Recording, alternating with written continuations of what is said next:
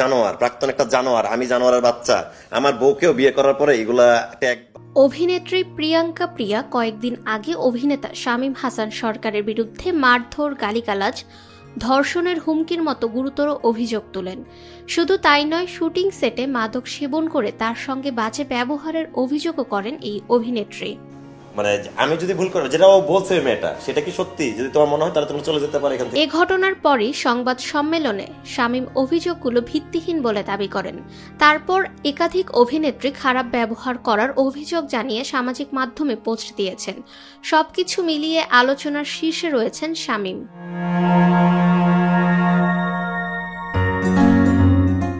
মাত্র 1 মাস পেরিয়েছে শামীম বিয়ে করেছেন। এর মধ্যে এমন নেতিবাচক পরিস্থিতি তৈরি হয়, ফলে শোবিজ অঙ্গনে গুঞ্জন উঠছে অভিমান করে বাবার বাড়ি চলে গেছেন শামীমের স্ত্রী। এ নিয়েও চলছে নানা ধরনের আলোচনা সমালোচনা।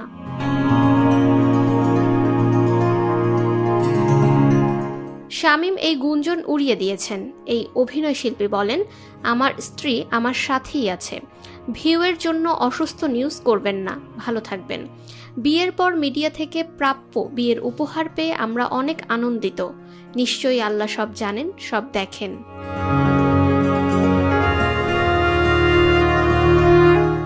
একটি বিশ্ববিদ্যালয়ের আইন বিভাগে পড়াশোনা করছেন শামীম হাসানের স্ত্রী আফসানা আক্তার। তিনি অভিনয় জগতের কেউ নন। পরিচয়ের 8 মাস পর 4 এপ্রিল তারা বিয়ে করেন। 2 পরিবারের সদস্যদের নিয়ে বিয়ের আনুষ্ঠানিকতা সম্পন্ন করেন তারা।